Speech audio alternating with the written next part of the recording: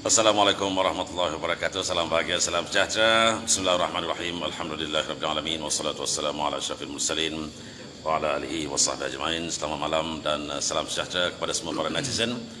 Waktu ini kebetulan saya baru selesai urusan di Yayasan My Aqsa dan singgah untuk salat maghrib, dan kebetulan bertemu dan juga mendengar tausiah yang diberikan oleh sarjana besar kita Malaysia yang merupakan, saya panggil dia Ayanda lah. Ayanda ni orang lama, mantan Datuk Wira yang berbahagia, Datuk Wira Dr. Ismail Ibrahim, yang merupakan mantan Ketua Pengarah Institut Kefahaman Islam Malaysia dan juga profesor di beberapa buah universiti di UIA. Dan antara orang yang awal bersama UIA adalah Ayanda Datuk Wira Dr. Ismail Ibrahim, dan bersama dengan Profesor Kamal Hassan dan ramai lagi lah. Dan beliau juga merupakan ahli lembaga pengarah Institut Integriti Malaysia dan juga orang yang terlibat dalam penubuhan Universiti Islam Malaysia. Betul kan? Ya, betul. Wah, saya ingat semua. Biodata tak payah baca ni. Terima kasih. Patut Tuan Asmawi, memang ingatannya begitu panjang. Dan yang paling penting, beliau merupakan mantan Tuan Yang Terutama Duta Besar Malaysia ke Arab Saudi. Assalamualaikum warahmatullahi wabarakatuh. Ayanda Datuk Wira, apa khabar? Okey, Ayanda nak tanya sikit lah, Ayanda Datuk Wira, tentang dunia penglibatan dunia akademik pada awal. Kehidupan Ayanda Datuk Wira Dr. Ismail Ibrahim, pelbagai orang kata ni pengalaman yang dicapai, daripada seorang akademik menjadi seorang pentadbir, daripada UIA, Universiti Islam Antarabangsa Malaysia, pergi kepada Ketua Pengarah Institut Kefahaman Islam Malaysia, dan pergi pula sebagai duta besar di Arab Saudi, dan kembali semula sebagai pentadbir IPB dan sebagainya. Okey, bermula dalam dunia akademik. Kalau kita lihat hari ini, kebanyakan institusi pengajian tinggi yang wujud di Malaysia, dan kebanyakan mereka ini macam disebutkan dalam ceramah atau tausiah Ayanda Datuk Wira tadi, kepentingan terhadap dunia penyelidikan. Kita amat lemah dalam dunia pendidikan. Kalau boleh Ayanda Datuk Wira beri komen sikit. Dia sebenarnya inilah ya, Tuan Asmawi. Ini kawan lama ni. Jadi kalau tidak sukar juga nak ditemu duga dalam keadaan umur yang begini lanjut. Jadi How young are you now? Pengalaman. How young are you now? I'm 81 young. 81 years young. That's very polite question. Alhamdulillah. Okay. Normally people ask you how old are you now? Okay, please resume. Okay. Jadi ginilah, namanya sekarang ni apa yang Tuhan bagi kat saya tu, saya syukur dah. Mana pengalaman saya hanyalah daripada sekolah Arab di Maktab Mahmud Al-Ustaz, kemudian di Kuala Islam Melaya, kemudian pergi ke Mesir, adalah sedikit-sedikit. Dan bila saya balik berkhidmat dengan UKM, saya telah diminta oleh pihak pendaftar UKM ketika itu untuk meneruskan pengajian dalam bidang PhD saya di Scotland. Sheikh Idrus. St. Andrews. Pak Omengkong. Jadi saya ke sana tu sebenarnya permintaan daripada UKM. Sebabnya pada masa itu pun sudah dipikirkan, apabila seorang itu pergi belajar di satu tempat, terutamanya dalam negara Arab dan sebagainya, jadi seharusnya dia menyambungkan juga pelajaran di tempat lain. Bukan kerana pelajaran, karena pelajaran itu di Mesir itu memang dah cukup, tapi untuk melihat suasana, keadaan, pemikiran alam sekitar dan sebagainya sekeliling. Jadi yang itu memberikan satu pengalaman baru. Jadi dalam hal inilah, kalau tadi yang tentang penyelidikan dan sebagainya, saya rasa memang banyak perkara yang harus dilakukan. Dan Ayanda Datuk Wira mewujudkan yang terbaru bersama dengan Tan Sri Profesor Dr. Yusof Nur, Profesor Dr. Munir, dan juga beberapa rakan lain, Universiti Islam Malaysia, sebagai menyambung legacy ataupun kegemilangan yang pernah dibuat oleh College Islam Malaya pada suatu ketika dahulu, yang di bawah endowment ataupun wakaf. Bagaimana kalau Ayanda Datuk Wira boleh sambung? Yang itu yang kita harapkan, sebab maknanya dulu ni semasa sebenarnya College Islam Malaya itu ditubuhkan pada tahun 55. Okey. Dan berakhir pada tahun 70 apabila ditubuhkan UKM. Sebenarnya 1955 kami para pelajar yang belajar di College Islam Malaya di Kelang ketika itu, universiti bukannya peringkat universiti, peringkat college. Ditubuhkan dengan tanah wakaf daripada Yang Mulia Sultan Selangor ketika itu. dan ditubuhkan dengan usaha rakyat daripada Singapura, daripada Malaysia, daripada Brunei. Jadi usaha wakaf dan sebagainya itu dibuktikan dengan baik sekali dengan membuat sebuah college, dan kurikulumnya memang amat baik untuk mendidik seorang anak Muslim menjadi seorang yang berwibawa dalam semua bidang. Jadi kalau tuan tengok kan, mana keluaran Kuliah Islam Melayu itu mulai intern ke muka dalam bidang ilmu pengetahuan, bidang akademik, bidang politik, bidang diplomatik dan sebagainya. Pada tahun tu 55 sehingga 70. Jadi sekarang ni kita perlu menghidupkan semua legasi kita. Betul. Kita menghidupkan legasi itu kena buat gitu juga. Artinya dari segi kurikulum dan tenaga pengajar. Kalau Tuan Asmawi tahu, Datuk Tuan Asmawi tahu. Semasa kita mengajar di Kuliah Islam Melayu seperti pelajar tu, syarahnya memang terdiri daripada orang-orang yang terkemuka. Di antaranya Ustaz Allahyarham Muhyiddin Musa, seorang sekolah yang baik. Dan masa itu juga Dr. Zulkifli Muhammad yang dulu pernah terlibat dalam parlimen dengan ceramah-ceramah syarahannya yang begitu baik. Beliau juga adalah merupakan guru kami. Dan juga termasuk Dr. Muhammad Abdul Rauf daripada Mesir. Tan Sri sekarang. Taqidin dan sebagainya. Jadi sekarang ni maknanya kita perlukan menghidupkan semula legasi itu, tapi kena sesuai dengan persekitaran sekarang. Dari sudut ilmu pengetahuannya, pendidikannya. Tapi kalau kita melihat kepada budaya Iqra, ini kalau kita sebutlah budaya Iqra itu, sebab itu yang diturunkan oleh Allah SWT. Budaya itu mengandungi kurikulum, prinsip, pendidikan, kerohanian, jasmani dan sebagainya. Semua adalah Iqra. Kalau orang Islam mengikut budaya Iqra, membaca, insya-Allah tidak ada orang yang buta huruf dalam dunia Islam. Jadi kita ni sebenarnya kita melihat dan menerima sesuatu yang baik daripada Allah, tapi tidak kita amalkan. Jadi saya sikit-sikit lah. Okey, ayahanda Datuk Wira Dr. Ismail merupakan orang yang bertanggungjawab untuk merupakan tenaga penting dalam penubuhan Universiti Islam Antarabangsa Malaysia, dan waktu itu berada di Fakulti Pengajian Islam di Jabatan Bahasa di UKM. Waktu itu telah pun menjawat jawatan profesor, begitu kan? Dan telah pun ditawarkan oleh UIA untuk mewujudkan UIA itu sendiri, dan juga Pusat Bahasa Arab kalau saya tidak salah. Ialah Pusat Bahasa. Pusat Bahasa ya. Selpat dikenali begitu. Boleh ceritakan sedikit transisi berkenaan Ayahanda Datuk Wira? Sebenarnya pada tahun 77 saya diadakan satu konferensi pendidikan Islam di Saudi Arabia. Maaf Ayahanda Datuk Wira, ramai yang tinggi salam ni. Mantan bos saya ni kirim salam ke Datuk. Macam-macam. Tak sempat lah, biar Ayahanda Datuk Wira bercakap dulu. Orang lama memang gitu. Silakan. Silakan. Jadi semasa diadakan konferensi 77, maknanya Dr. Mahathir hadir sebagai Menteri Pendidikan. Tahun 77 itu diwahyukan ya. Saya kata wahyu juga lah. Dibuat resolusi dalam konferensi. Konferensi itu termasuk Ismail Faruqi dan beberapa orang sekolah yang lain lah. Profesor almarhum Profesor Ismail Faruqi merupakan guru profesor kepada Ayahanda Datuk Wira. Saya pernah belajar, bukan belajar sangatlah, tapi mana pernah berkawan dengan dia lah. Begitu ya. Silakan. Jadi bila diadakan konferensi itu, dilihat bahawa dalam dunia Islam ini mutu pendidikan agamanya sudah dipisahkan daripada pendidikan moden, pendidikan ilmu-ilmu yang kita namakan sekular, ilmu akal ni kita asingkan. Sedangkan Al-Quran dia kata ulum nakli dengan akli itu harus disatukan. Jadi satu daripada resolusi yang penting sekali bagi konferensi itu ialah menyatu padukan, mensepadukan antara ulum wahyu dan ulum akli dengan nakli, dengan ilmu wahyu, ilmu wahyu dan ilmu akli, acquired knowledge dan revealed knowledge. Itu yang dicadangkan, dan dicadangkan juga bahawa negara-negara Islam semuanya mewujudkan sebuah institusi pengajian tinggi yang mengikut konsep ini. Dari segi latihan guru, kurikulum, dari segi buku teks, kaedah pengajaran. Sebab tu kita tubuh UIA dengan fakulti undang-undang dan ekonomi. Jadi dalam undang-undang dan ekonomi itu termasuklah pendidikan Islam yang berbentuk undang-undang dan berbentuk ekonomi. Disepadukan. Ni Nazira tanya, Baba apa khabar? Nazira. Ramai tengok ni. Banyak ni ya. Okey, Ayahanda Datuk, saya campur sikit. Pada zaman itu adakah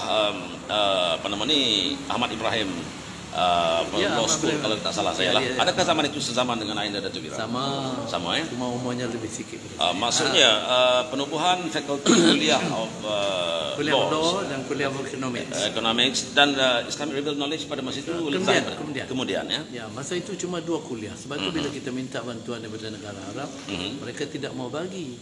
Mereka katakan ini bukan fakulti Islam, ini bukan universiti Islam.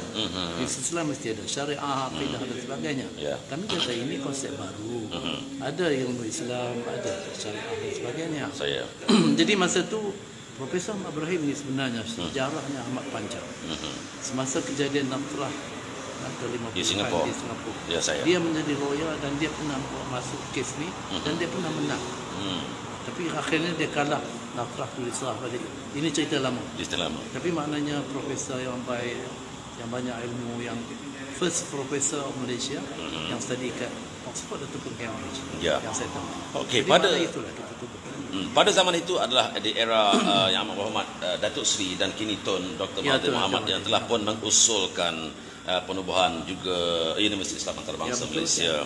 Dan alhamdulillah di peringkat itu telah pun disusuli kemudiannya oleh pengurusi ke apa nama dia panggil pengurusi lembaga pengarah universiti macam tu diambil alih oleh Datuk Seri Anwar Ibrahim. Ya, itu pengurusi lah, chairman dia. Chairman of the university. Okey, berapa lama sekiranya Ayahanda Datuk Wira menyumbang bakti kepada UIA? Saya daripada permulaan ditubuhkan saya tahun 1992. Zaman Profesor Dr. Abdul Hamid Abu Sulaiman. Tan Sri Abdul Rauf sudah pun habis.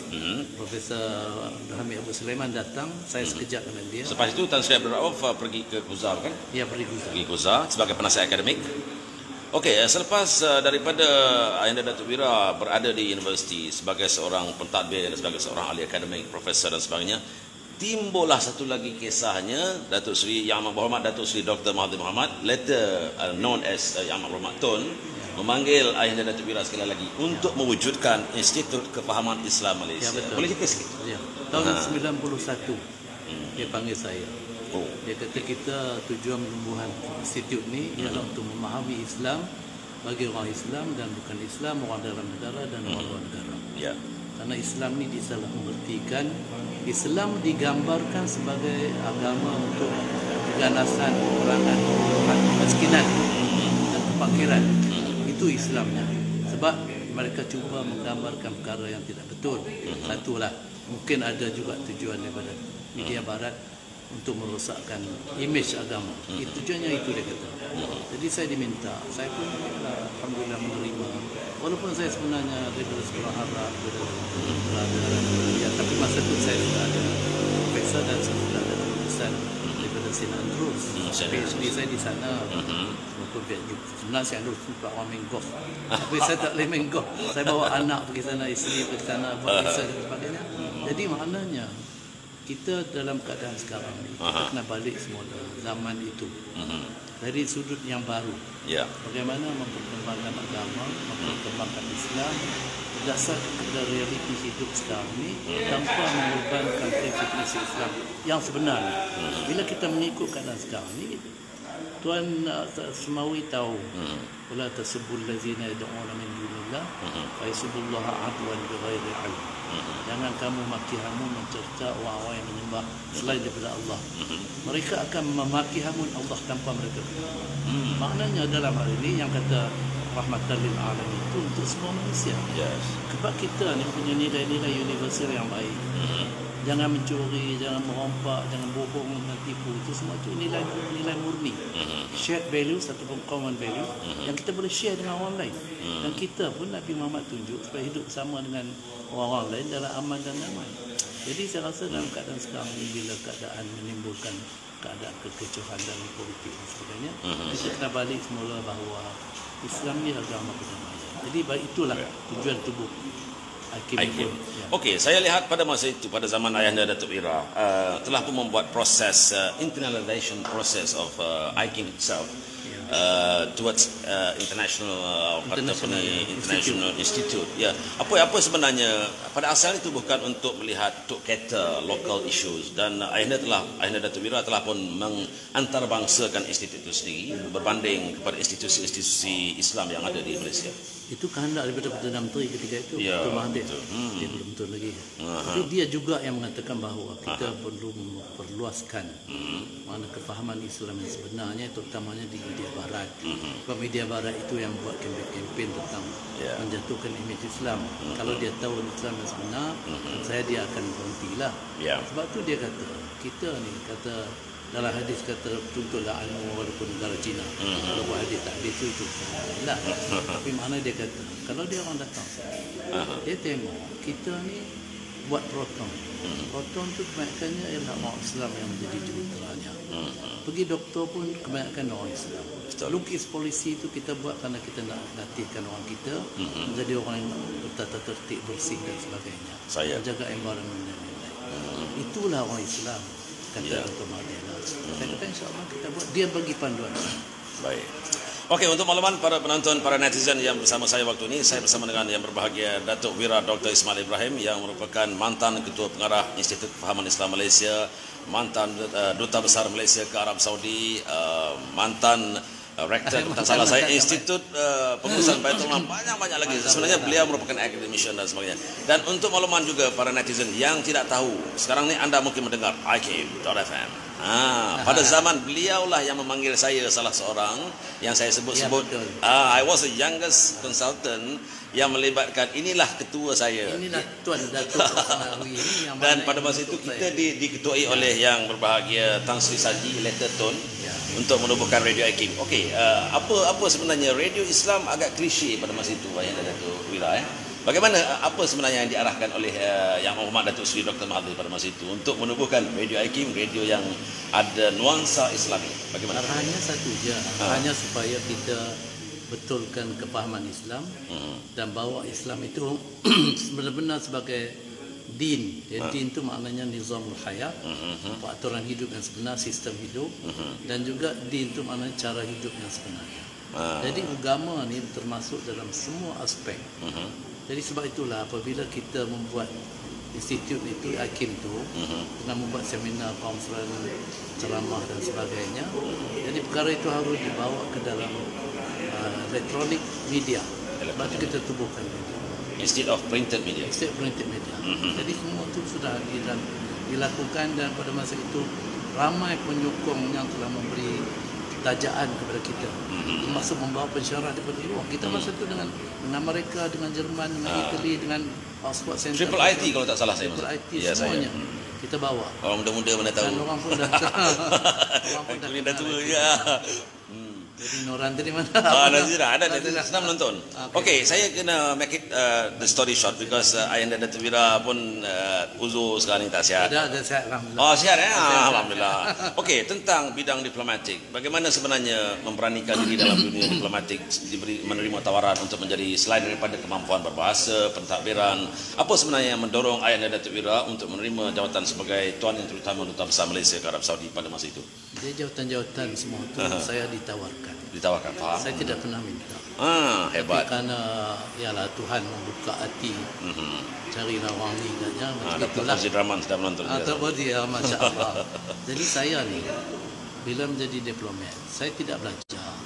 Tapi pelajaran ni kita tahu dalam Islam ni mana lifelong education. Jadi selalunya kita belajar masa kita bekerja. Jadi bila saya pergi bekerja selama 3 tahun, saya tahu apa patut kita buat. Dan kebetulan masa tu Allah almarhum King Abdullah jadi Raja Saudi. Dia 2-3 kali panggil saya. Terutamanya kita boleh cakap Arab, tak payah pakai translator. Jadi dia menjelaskan yang dia amat kagum dengan keadaan di Malaysia, terutamanya tabung haji dan sebagainya. Saya kata alhamdulillah. Tapi kalau saya kata kat dia lah, kalau tuanku mau kita khidmat dalam bidang pendidikan, kita bersedia. Dia kata memang itu yang dia nak. Jadi dia hantar student dia masa tu, dan saya kata Kementerian Pendidikan Saudi boleh bekerjasama dengan Kementerian Pendidikan Malaysia, dan saya panggil semua naik-naik chancellor, mewujudkan satu perjumpaan di sinilah. Jadi sewakil dia datang, dan pada masa itu dikeluarkan 1000 scholarship untuk pelajar Saudi. Sehingga sekarang kita tengok banyak pelajar Saudi. Saya. Jadi mereka sudah tahu bahawa kita mempunyai model yang terbaik dalam bidang pendidikan dan sebagainya. Itu saja. Bukan saya minta, bukan apa semua, tapi karena Tuhan tolong kita kalau kita ada niat yang baik. Yarfa'illahu alladhina amanu minkum walladhina utul ilma darajat. Itulah kalau orang berilmu sebenarnya. Okey, Ayahanda Datuk Wira, dalam dunia pendidikan, kalau melihat sekarang ni ramai yang menjurus pada bidang pengajian Islam bahasa Arab. Oleh kerana saya pun bidang bahasa Arab, Ayahanda Datuk Hebang bahasa Arab. Orang kata peluang untuk Islamic studies, untuk venture into a new life dalam proses self-enterprising agak sukar pada masa mendatang, dan lebih-lebih kepada teknikal itu lebih menjamin. Apa komen Ayahanda Datuk Wira? Tidak juga. Maknanya sekarang ni umpamanya kalau kita tengok yang JAKIM punya college tahfiz tu, Darul Quran. Sebenarnya dia punya agreement dengan perjanjian dengan UIA. Kalau pelajar tu tahfiz Quran dan mengetahui makna-makna Quran, walaupun tidak sebanyak mungkin dah sebanyak mana sekarang, tapi dia mengetahui kandungan-kandungan Al-Quran, dia boleh masuk Universiti Islam Antarabangsa dan dia boleh buat apa bidang yang dia mahu. Kejuruteraan, sains, teknologi, perubatan dan lain-lain. Jadi maknanya ada itu membantu. Apabila dia keluar, dia mendapat kerja yang kita tak kira kerja tu baik tak baik, tapi maknanya dia sudah cukup sebagai seorang Muslim. Sekarang yang perlu kita ada itulah. Bila tahfiz, bila agama dihubungkan dengan keadaan semasa, jadi dia memahami tafsir Quran dan sebagainya. Saya rasa itu lebih baik. Macam kita baca tadi tentang lebah.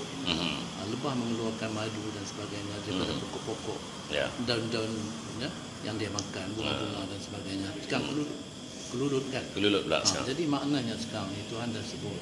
Tuhan dah mewahyukan kepada lebah tu suruh makan pokok-pokok yang baik. Dan keluar pun.